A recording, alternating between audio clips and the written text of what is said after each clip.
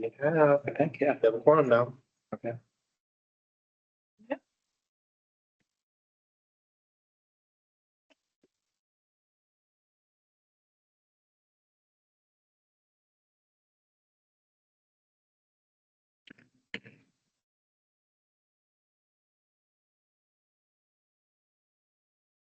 Get Cynthia yet in the call or not? Talked to her and she said, I made sure that she has access. Can't see. There were people there. I think that was right. I don't believe she's here.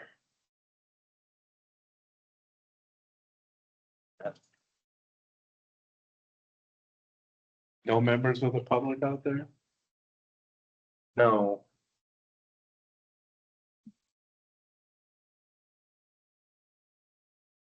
Texted me about coming, so. Could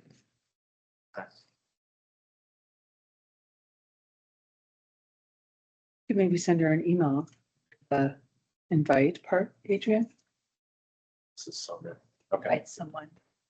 The Sea Hunt. Hey, John. Oh. I was sick last week.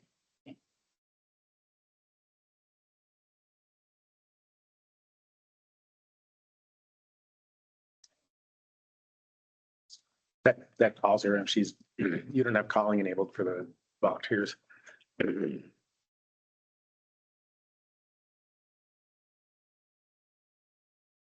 John, how you doing? Good, Good. everybody. Okay, we'll get started with the meeting here. We'll see if Cynthia calls in. I'll watch my phone and see if she sends me a text. Hey, can't get in yet. Okay. Um, In that case, the first thing I'll do is call roll. that'd be great. Rod Axtell, are you here? Not here yet. Ronald Barnes, Here. present. David here. Not present. John Eagle. Here. Jacob Hardman. Here. Cynthia. Not present. Barnum Lindell. Here. Present. Karen Lundquist. Present. Present. Jamil Masruja. Here. Present. Jeannie McGovern. Present. Present. Modi. Angalafa Oriho. Not present. Steve Peterson. Here. Present. Michael Ramirez. Here. Present. Mark Thorson. Here. Present. Oh, okay. One agenda item tonight, 2.1 periodic review of the city charter. Melissa? All right, take it away. Yep. So good evening, everyone. Again, as a reminder, I'm Melissa Vanderscheid. I'm the Charter Commission attorney. And we had a presentation last week about chapters 7 and 8. And I have 2 updates on some discussion points from last week for you. And then we will get into chapter 12, which is Adrian's got pulled up here. And then we have a bit of an update on some sections on chapter 5. And then that will be the agenda tonight. Unless you have other things you want to talk about related to, we have to stick to the periodic review of the charter and to the PowerPoint slides, but if there's other things on the PowerPoint slides, the reason we have to do that is because it's a regular meeting. So we have to stick to what we have on the agenda. Any questions before I start with some updates?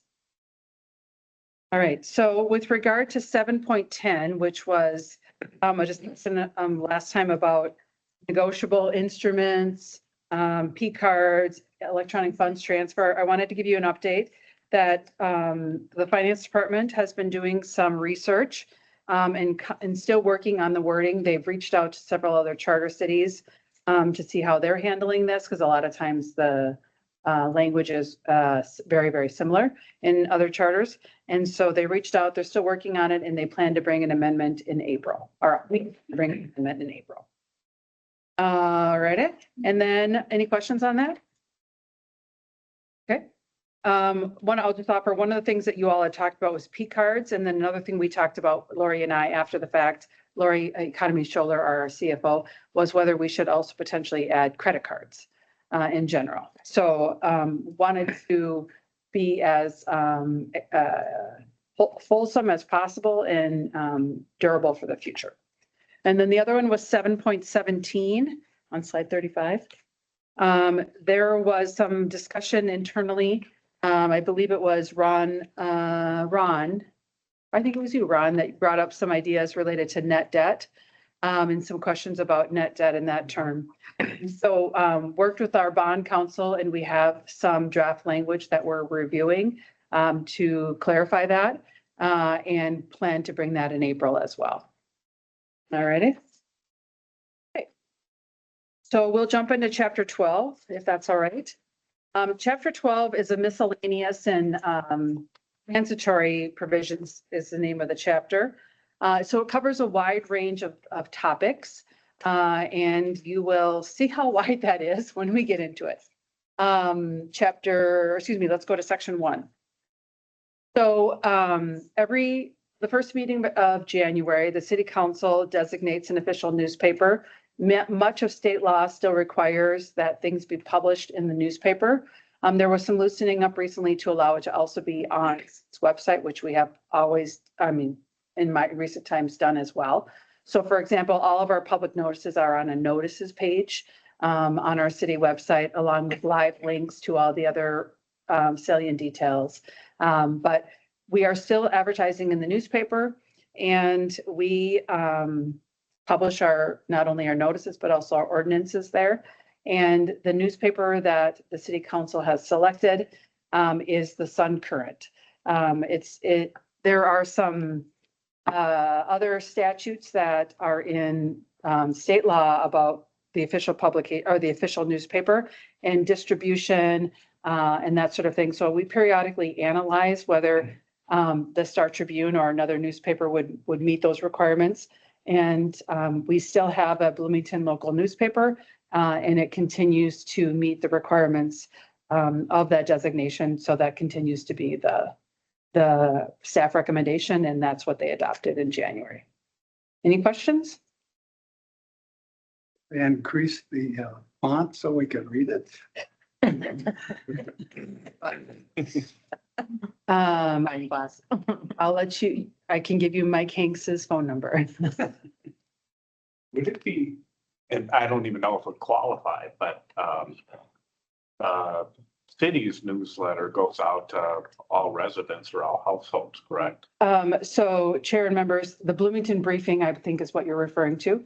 And we have periodically discussed whether that would be a good choice. It goes to every residential location, and that won't always be the right mix that we need because a lot of business specific things that are happening as well. The other thing with regard to the briefing is that the cadence, it's a monthly publication and the Sun Current is weekly. And so that makes a really big difference to us with regard to the timing of notices. Yeah. And then also the publication schedule for that really beautiful award-winning publication is pretty far in advance, and it just doesn't work for the publication schedule. Mm-hmm.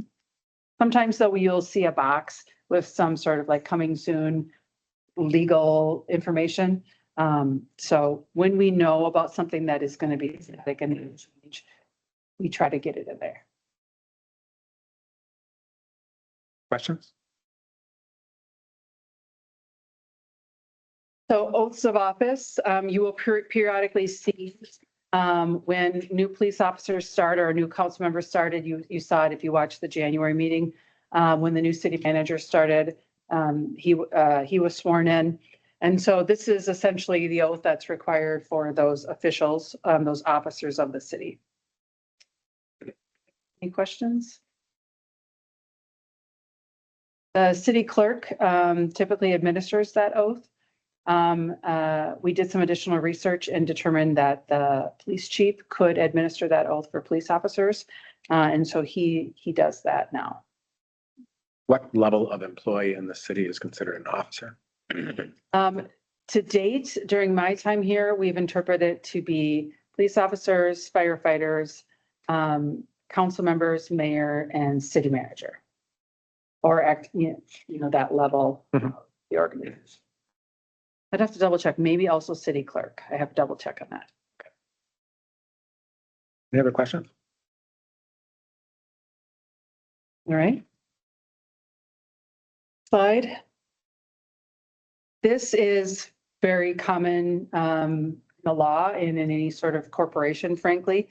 There are specific laws in state law about when a council member is interested in a contract. And in some instances, you can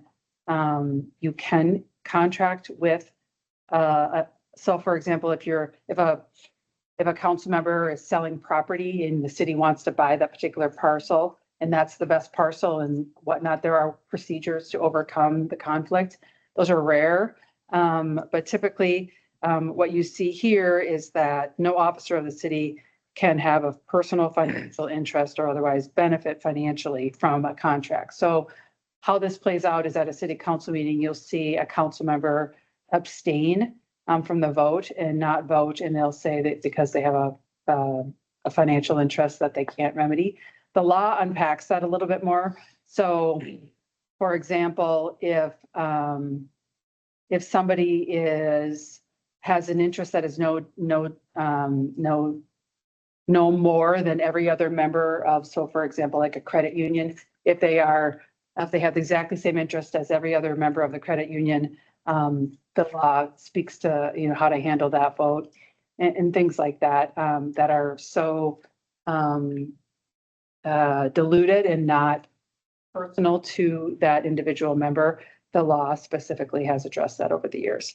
The other thing I'll add is sometimes you'll see a council member speak to an issue where they want to address the potential for a financial conflict or a sense that there might be impropriety. And so they'll specifically speak to that, but then they'll vote on it because they don't have a financial interest. So they'll clarify that on the record. So sometimes you'll see that happen, especially at the beginning of the year or on contracts where people have some sort of overlapping interest. We have a member on our council who's on a nonprofit board, and so things like that come up. Any questions? It's also in our rules of procedure for the city council.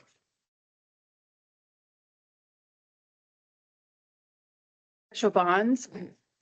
This is a lot of words in the way of saying that the city risk and litigation manager reaches out to the league and buys a blanket bond for our officers, and the city pays for it. It's essentially a performance bond that you're going to lawfully perform your duties of your job.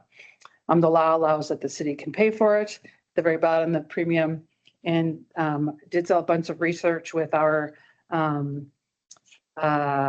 risk and litigation manager, confirming that we're meeting the proper requirements of this, and we have $1 million in coverage with a $50,000 deductible. Any questions on that? And the council approves each year when that budget is brought to the board. I'm curious that the phrase not inconsistent with this charter. How is it possible for the charter to be inconsistent with the laws of the state? Yes. Are you talking about the official bonds? Where does it say that? The city must. Last sentence. Second sentence. It's used elsewhere too. Yeah, we're going to see that in a subsequent slide. Can I talk about it on a subsequent slide? Okay. Yep. So I'll just give you a preview. There are things that are in our charter that are also in state law, and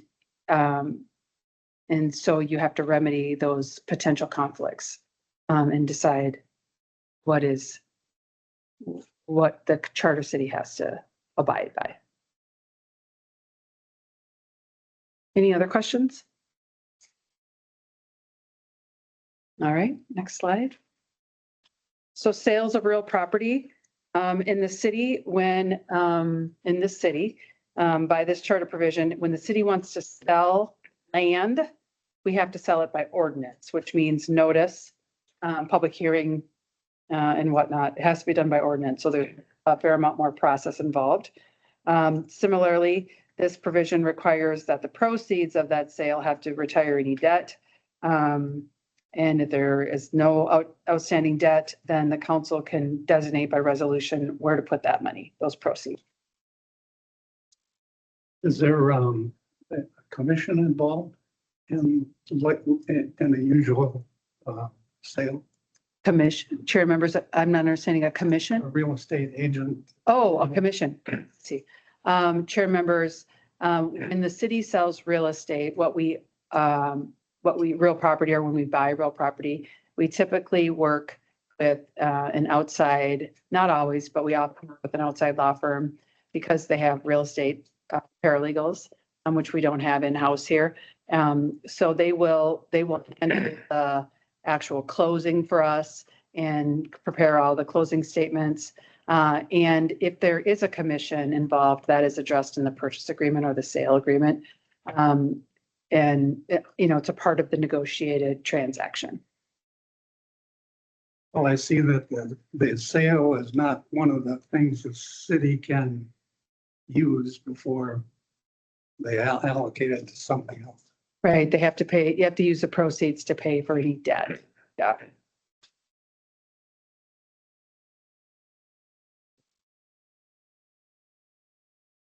It's Yeah, but I'll note that. We don't sell property very often. More in the business of buying it.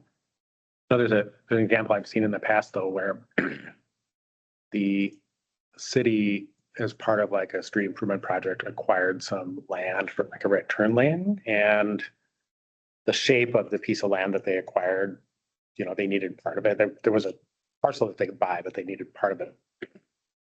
And they ended up cutting a deal with the neighbor of that parcel to kind of sell that parcel to the neighbor. And that would be a good example of where you would, if that parcel was bought out of like that payment management program bonding that we talked about before, if it was bonded for, then it would have to go to pay back those bonds Yeah.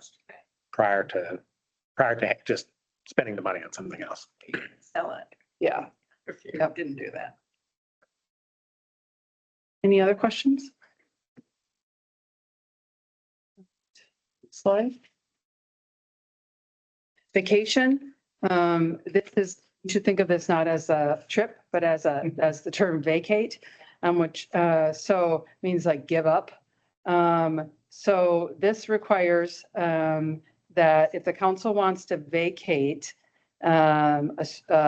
basically public roads or a street alley, they have to do it by ordinance, and they have to have at least 5 members of the council vote on it. They have to have public notice and a public hearing, and they have to file the completion of the proceedings have to be filed with the county. But what is important for you to know is that there's state law on vacation as well, and that the state law has just a majority requirement when it's petitioned by property owners, and no petition, it's a 4/5 requirement. So, and then the other thing is that state law requires a resolution, and we require an ordinance. So we have a higher level of procedure required. And in some cases, a higher vote requirement. The other thing that's in state law that we comply with, and this is an example, Commissioner Barnes, about how we blend together the requirements of state law with what our charter says. So state law discusses how to handle a vacation that abuts public water, and you have to notify the Commissioner of DNR and some various other proceedings. So we comply with those as well as the requirements in our charter here. So we do it by ordinance. We always have at least 5 votes after notice, but then we also comply with this requirement in the additional state law. We're not in conflict with ours. Sorry, would this be like if say like a house is on a cul-de-sac, they wanted to make it like a private street and then they would take care of the plowing, or it'd be like a little private development like Lindale Bluffs over there by on Lindale and 107th or whatever. Chair members, yes, that is an example. Very rarely does that happen where private property owners want their street to no longer be public, because then they don't get plowing, they don't get pavement, they don't, none of that stuff, sewer under the streets or nothing. But every now and then, there's a request to do that where oftentimes it's because they are dissatisfied with, something. How about if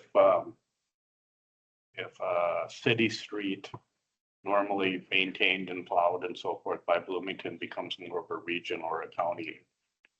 If that happens, or has that all been? Chair members, plowing is in a different category. This is about ownership.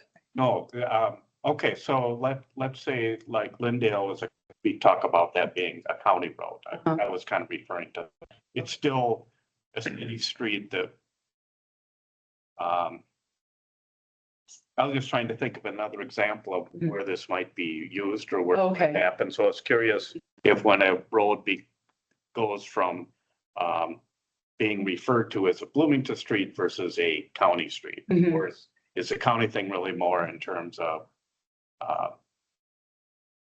not ownership, it's maintenance or whatnot? Yeah, chair members, that's not quite the right example for this particular process here. The most common time I see vacations are sidewalks and drainage and utility easements. So like, for example, when lot lines change, the drainage and utility easements typically follow the lot lines. And so if the lot lines are changing, they vacate the existing drainage and utility easements, they replat, and then you've got new drainage and utility easements because they move all that stuff when they reuse them. That's the most classic. Okay. So I'll give you an example of a kind of like a straight vacation that would likely happen when a development happens. So if you think about the corner of 94th and Lindale, on the southwest corner, you have the tire place and then you have the AutoZone. And to the west of that is the Ziegler property, okay? In between those two businesses and Ziegler, there's a little tiny half street that's called Aldrich Avenue there. And if somebody came along and acquired both of those parcels along there, and maybe a couple more down Lindale, and wanted to make one development, they could probably come to the city and say, hey, we would like that to be vacated. Or if Ziegler came, for example, Mhm. then come back. Yeah. But it's not a for real street. Yeah. I mean, it's a street, but it's Platted as a It's- street yeah. at one time, Yeah. but Bloomington's narrowest street. Yeah. in that. Yeah. So that's an example of something where, if people are doing redevelopment, a lot of times you combining stuff together and the street doesn't make sense anymore. Yep. Chair members, that's a very classic example. You see that a lot in communities that are going through sort of a revitalization, and they'll have a lot of small lots and you'll have lot combinations, and then there'll be these excess roads. And there's a whole body of law where you go and look at the plat when it was originally recorded and to figure out you split down the center line and half gets, and there's a whole body of law. So if you're at the edge of the plat and. Who gets what? Yeah, Bronna knows about what I'm talking about. Yeah, Yeah, I'm done. yeah. Any other questions? So here, let me ask you this. I think about this, and you talked about how this has a higher kind of bar for vacating streets. The thing I'm trying to figure out is, why do we bother having a higher bar? I'm just trying to figure out why that would be. So chair and members, it's because you're giving away rights that the city has. When you often see this in the law, when the city is giving away something that it has the right to. So for example, the legal test, the finding that you have to have is that it's in the public interest. And so that when the city is giving away something, or it's otherwise shifting responsibility away from itself, you'll see a higher level of responsibility. So for example, with the petition, when like the surrounding property owners say, we want to vacate it, there's a lower requirement because the public is saying, we want this. Whereas if the city is coming in and saying, we're going to vacate, we're going to get rid of this, there's a higher burden. Okay, cool. Any other questions on this? All right, next slide. I think we're on 6. 6:09, Adrian, or excuse me, 12:09.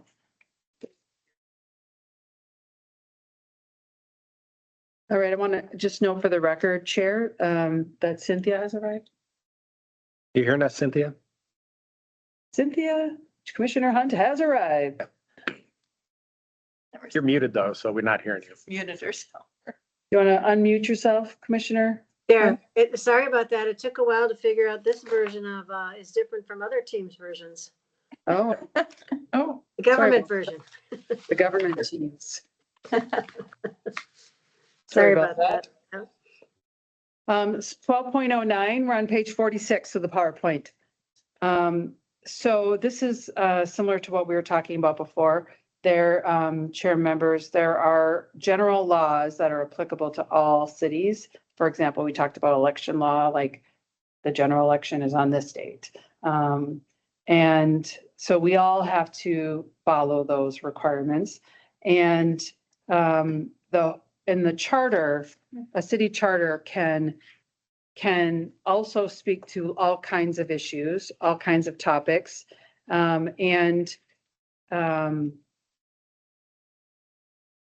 it can't be, it has, when there are when there are inconsistencies, they have to be remedied legally and otherwise. So if the state law is silent on an issue, then the charter can surely speak to that issue.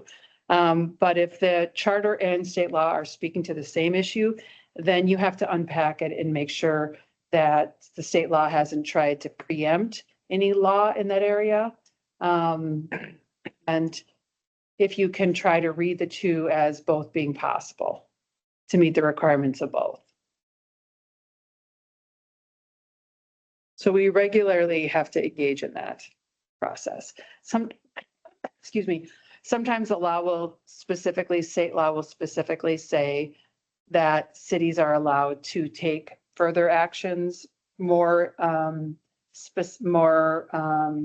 adopt more regulations. The one that most commonly comes to my mind is dangerous dog. State law has all kinds of regulations on dangerous dogs, and it specifically says that cities can take more, I can't remember the term, a rigorous enforcement beyond what's in state law. So that would be an example where we could, for example, pass a charter provision or an ordinance or something that went much further. Okay. Any other questions? All right, next.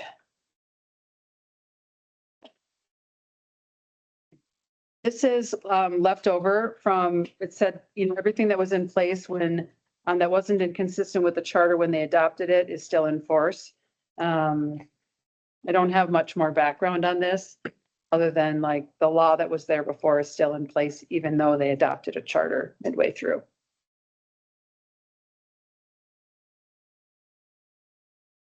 All right, section 1213, the council must make regulations by ordinance.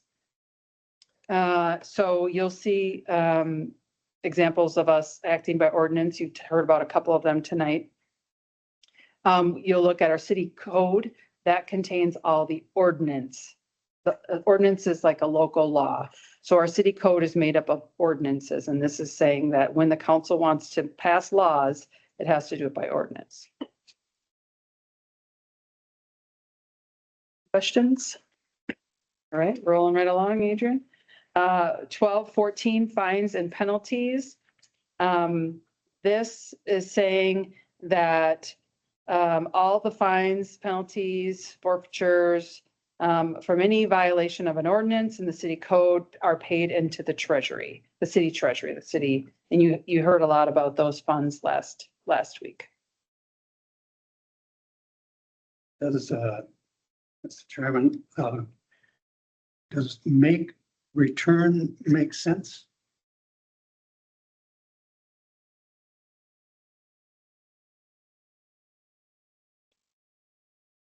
Seems like an odd way to say it. Yeah, it does. I think I should add that one. If you're okay with that, chair and members, add this to the list of things to just clarify. Yeah. I agree that's an odd turn of phrase. I think what that's trying to say is like, it's supposed to be deposited with this. Yeah. Yes. You have to pay within 30 days, I think is what they mean. but it's hard to understand. It's an odd. Turn it to somebody, not, Yeah, hold on. yeah. different language. You have to, And are the duplicate receipts for the deposit? So you can give one to. Yeah, like I paid. Give them- Yeah. so if you think about it, back before, in 2004, people were coming to the finance department with their check. Right, but the subject of that sentence is that every quarter officer is entitled to duplicate receipts? How can the officer be entitled to duplicate? Wouldn't it be the person paying the fines? Who gets the receipt? Again, Right, not really relevant these days. right, not really relevant. I know, just as an aside, chair members, for the longest time before DocuSign and electronic signatures, you would sign 2 copies of everything for real estate transactions and whatnot you'd be signing. And all of our signature lines would say, that we executed in duplicate. Well, we don't do that anymore. So we've been intentionally removing that over the years, but I will work with our finance department to update this to make it more current. This one didn't flag for them, so that makes me think that we should make it more clarify the language because it makes sense to them. So I want to make sure Yeah, it's more readable. because it would be because the first sentence, so the officer is, so the fines have to be paid into the city treasury. A clerk gets the fine, then they bring it to the city treasury and get the double receipts. But I guess again, it doesn't matter. Yeah, I think it probably just, Trying to figure it out. yeah, that's probably what was happening in 2000. When it was one building. Right, I think, yeah, in a clear cut. Yeah, but I'll follow up on that. Since we're in this area, I think the other thing is this really because this existed in the original charter based on the way that footnote is written. And I suspect based on the antique language, it goes back into antiquity. One thing I'm thinking about is, do we want to be more directive about saying that someone needs to designate where like fines go to? Like, for example, if you read this and you thought about like the 1930s or 1940s, you might have gotten pulled over. I'm going to pick on you, pulled over. And it's like the fine is $20. You can just pay right now. Right, Here's your duplicate receipt, right. and I'll take the $20 and I'll bring it back and I'll put it in the treasury. Okay. But I think nowadays that doesn't make sense. And I think for this sort of thing, what I think would be a useful addition to this would be to have impose on the council the obligation to say they need to designate one or more people to receive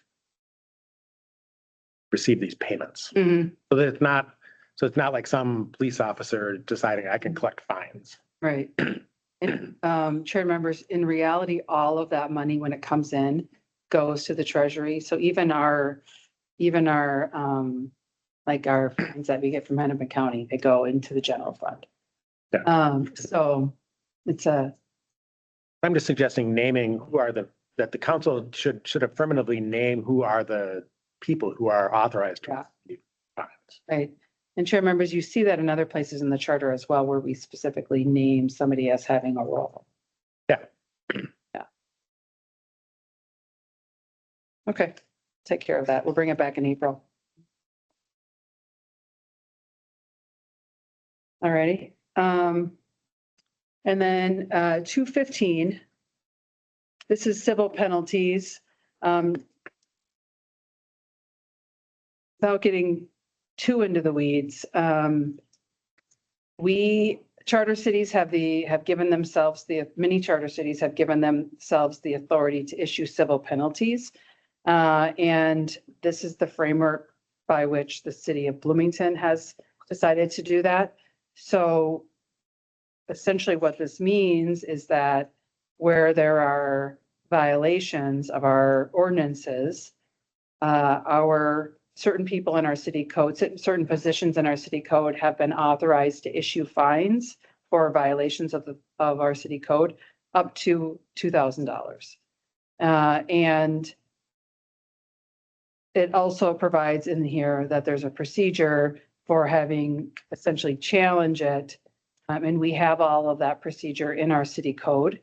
We have an administrative hearing We have other appellate levels where people can meaningful conversation about how to remedy or address the underlying causes of the noncompliance. And those are handled in our city attorney's office and by an outside hearing officer that we have under contract, independent hearing officer. That's all unpacked in our city code.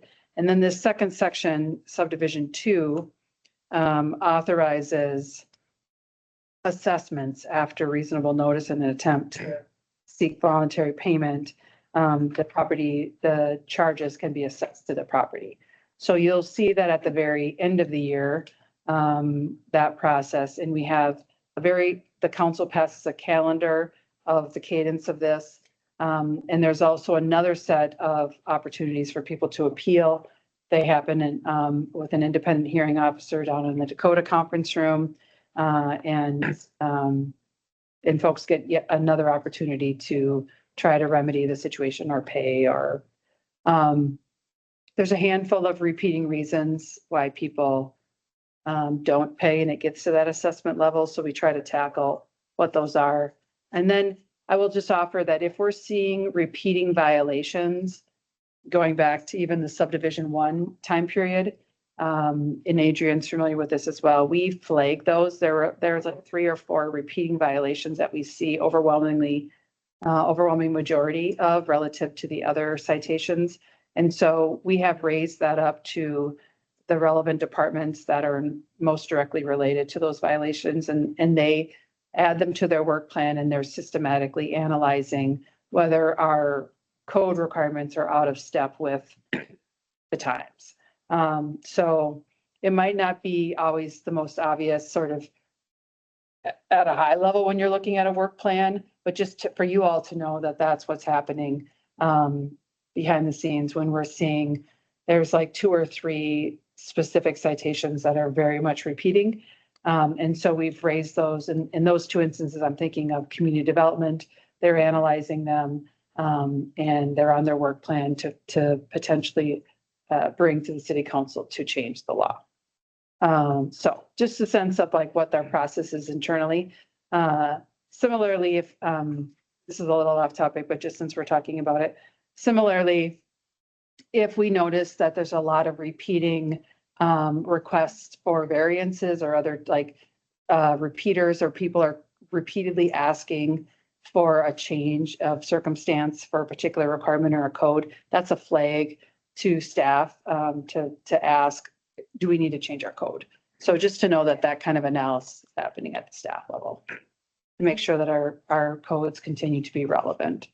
Can you give a couple of examples do you know of any off the top of your? Chair members, the one that comes up with some frequency that comes to mind is parking of vehicles and the quantity of vehicles that are parked per household. That's one that comes up with some frequency.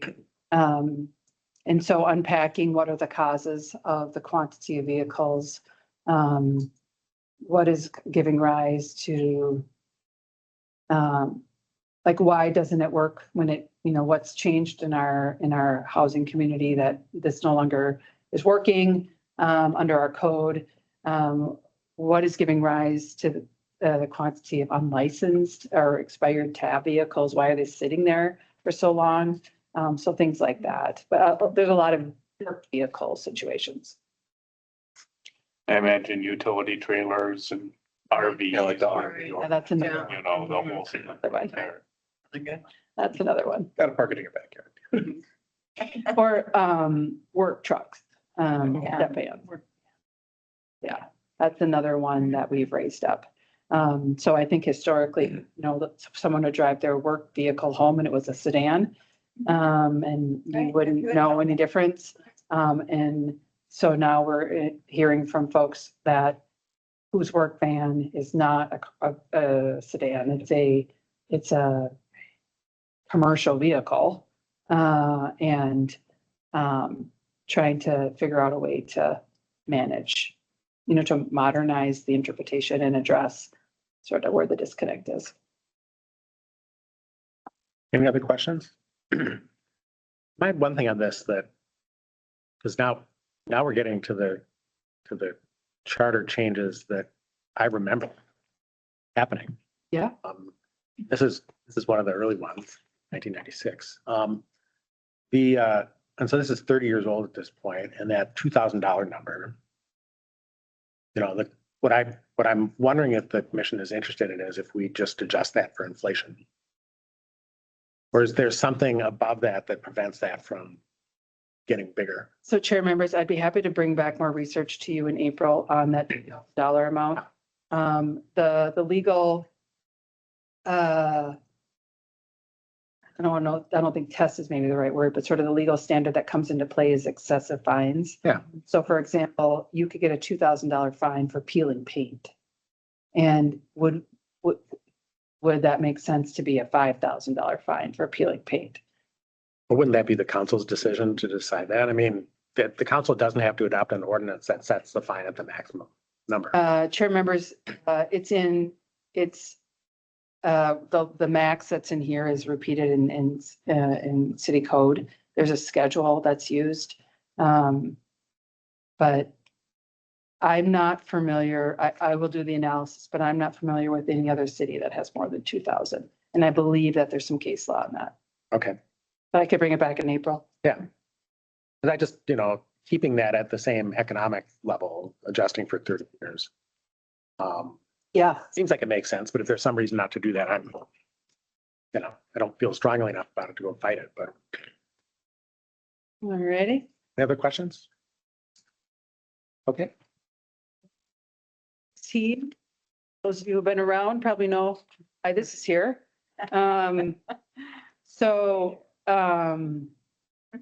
The city took a couple trips to the Minnesota Supreme Court, and the result of one of those experiences was that we needed to adopt a charter amendment. And we did some analysis about where it should go, and we concluded it should go in this chapter. So it's here. And that's the long and the short of it. That's the history.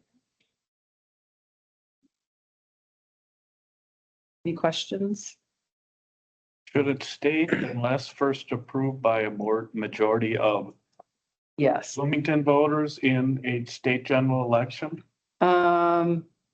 Something? Chair members, I would say that I would have to do a fair amount of research to remind myself why we have this specific language, other than that I believe that it was as a result of the litigation. So I would not be inclined to change it. I think that's funny.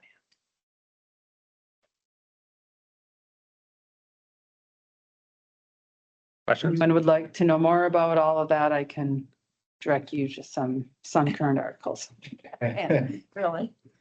Look it up. that I have saved, and I know exactly where they are right now. Because I'm cleaning some cabinets. Anything else? All right. Chair, do you want to move on to chapter 5, these couple issues with Yeah. chapter 5? Yeah, I think we can do Have it. the We got time to do it. Okay. Chair Peterson and I talked about this, wanted to just make you aware of something that came to light, and we have an idea about how to remedy it, and wanted to just get your feedback. So a couple of months ago, the League of Minnesota Cities, which is sort of the trade organization for all Minnesota, well, not all Minnesota, but many Minnesota cities, they issue informational memos, sort of like a, hey, don't forget about this law, this new law, or we've noticed this happening, et cetera. So they issued an informational memo about petitions, specifically cities that have sample petitions in their charters, and about how Minnesota rules so let me back up and say, you've got the Constitution, you've got state statutes, which are laws, and then you've got Minnesota rules, which are administrative code. So Minnesota rules, which interprets Minnesota state law, contains a very long list of things that need to be in a petition. And so I've just listed them here. And in our sample petition, it's not it's not inaccurate, but Chair Peterson and I were talking about, would it lead to potential confusion? Is there a way to remedy the confusion? Because the point of having that box in the charter is to help people. And given, so for example, our petition says, print name, print your name. And the rules say first, middle, and last. So there's a potential, ability for somebody to not comply with this because they didn't put their middle name. Similarly, we have address, and we don't say city and county, right? Because everybody has to be in Bloomington and everybody has to be in Hennepin County. And so that could create some ambiguity when we're analyzing whether somebody has met the petition requirements. So the chair and I discussed this. Adrian, you want to go to the next one? Here is the language from rules. See under subpart 2. And so let me back up and say, in Minnesota rules, you have parts and then subparts as opposed to sections and subsections. So you've got subpart 2, you've got all of these requirements for the petition, for every petition, all these requirements. So, many of these are in our charter, but not all of them. Like we don't say it has to be an 8.5 by 4, it can't be bigger than 8.5 and 14. In some states, just as an aside, it says it has to be all on one sheet of paper. So people buy a roll of paper and carry it from house to house. So just as an example. So these are all the listed requirements in Minnesota rules. You want to flip to the next one? So here are our example petitions in our charter. And while they're not inconsistent with Minnesota rules, they're sort of like part of the story, part of it. And so the chair and I were talking about, could we do this in a way that would be more helpful for someone who's trying to do it right? As opposed to somebody going and collecting a whole bunch of signatures and then coming to the city clerk, and then we have to unfortunately tell them that the overwhelming majority of their signatures don't comply because they didn't ask for someone's middle name.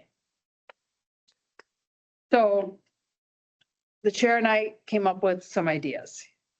And this is what they are. Remove the boxes and then amend these 3 sections of the charter that refer to the petition, these sample petitions, and direct the city clerk to provide essentially a model and maintain the rules. And so if someone came, we would have an actual model that somebody could use that would set all of this out and then not have to fit, because frankly, what they do is they go this way on the paper because that's really the practical way you can fit everything. And our charter is, it's just simple.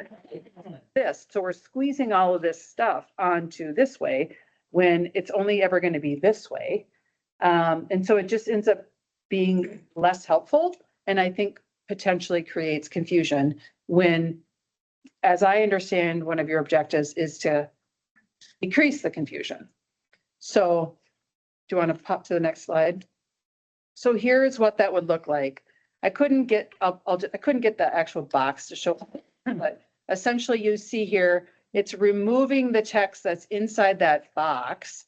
And then up at the top say, each signature page must comply with Minnesota rules and the city clerk must maintain a sample petition for the public. And so in talking with the city clerk, we talked about how we have a mock-up and then a copy of the rules and a copy of, the salient charter section. And then people would be potentially more able to tackle the task. If they ask first. Yes, if they ask first, yeah. But at least this would direct them to go and get it, right, as opposed to trying it on their own. So we made this edit to 5.5, 5.11, next slide, and 5.16. So what are your thoughts on that? One other thing that when we talked, But I think this had already been kind of maybe gone out a little bit and didn't get captured in this, which was that we had added the Email and telephone. email address and the telephone for the people who are generating the petition. And this doesn't maintain that. It doesn't maintain that, but we could put that on our sample. Yeah. Yeah. Form. And I think, I don't know that, I just want to point that out because I think we had said because it was helpful for the city clerk. Yep. The city clerk Verification. themselves by putting that on the form. Would a sample petition be available on the website that they could download or just at the clerk's office here at Civic Plaza? I guess chair members, I guess we could put it on the website. It does require specific text to be inserted into it. So we wouldn't do a PDF. It would have to be a Word document. We're not doing PDFs really anyway in the future anyway, because of the new ADA requirements. So, but we could potentially do that. Yeah.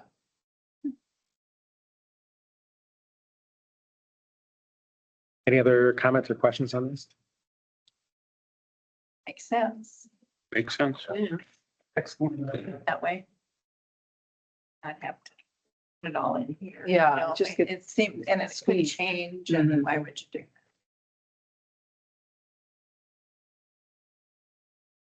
So I'm hearing that I should bring this back in April? Yeah. Okay. All righty. Okay, and then I think we just got a little bit left. Slide 59. This is just a reminder about how the charter can be amended. There are these sort of two pathways, and in talking with the chair, we were of the opinion a month ago that these edits all probably have a recommended pathway of this, what I have down here at the bottom, which is you all make a recommendation, you pass a resolution and bring that to the city council. And then the city council would have to act by ordinance unanimously after a public hearing. All 7 votes of all 7 members of the council would be required. And then we publish it, and then it can technically be subject to an election. But if there's no call for an election, then it passes 90 days later and becomes effective. So if we're teeing these things up for April, we'd be looking at sort of a summer effective time period, Nobody objects. if nobody objects. Right. It's a $90,000 objection. See the small print in the paper. Yeah. Well, there's fair, yeah. So any thoughts on that process? We need to like call out that it, like a municipal election, just because like there's several different kinds of elections. Well, I think in the law it says it's a special election. So we have to do the math and figure out if we can hold it at a pre-existing election date, which is far preferred, Which is Right, yeah. much less expensive. much less expensive than counting people in, the 80 people that'll show up to vote on this. On this, right? I don't think there's anything in here that's gonna get anybody worked up. I don't know who's gonna go knock on doors in order to get signatures on a reverse referendum petition to stop what we're talking about. There's nothing in there that's. Never know. Now that you said it. no? People got- Solving too. People got, and people gotta, it's, I'll never say never, but it's just. Yeah, I I mean, they're overwhelmingly clarifying edits. Yeah. So I would be optimistic, but never assume.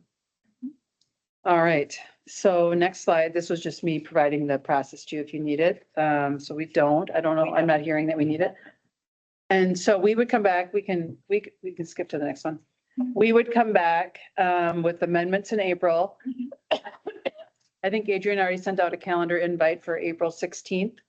I would suspect we could get through all of these on April 16th. And if there's any more work that needs to be done on the amendments, I would defer to you all at that meeting as to whether or not you wanted to come back on the 23rd or if you want to do it at the annual meeting in May. Because it's really close together. Sure. All righty. Anything else, Chair? I don't know, anything else for the meeting today? Nothing, I will, entertain a motion to adjourn the meeting. Second by Ramirez, seconded by Thorson. I'll have to, You'll have to have a call, yeah. Not debatable. Please call the roll. Rod Axtell, not present. John Eagle. Aye. Jacob Hartman. Aye. Cynthia Hunt. Aye. Aye. Ron Lundell. Aye. Aye. Karen Lundquist. Aye. Aye. Emil Masruche. Aye. Aye. Jeannie McGovern. Aye. Aye. Wandalafa Oriho. Present. Steve Peterson. Aye. Aye. Michael Ramirez. Aye. Thorson. Aye. That's, motion passes unanimously. All righty, we're done. Ready? Yeah. I think okay. Following the protocol that we had so many. And maybe there's a reason why we might discuss. Do that again. If I want recognition, I raise my hand. If we're in a discussion like this, I think we can be pretty laid back. I don't, yeah. Maybe only when it's public invited. Yeah, so this is just a style thing on my part, is that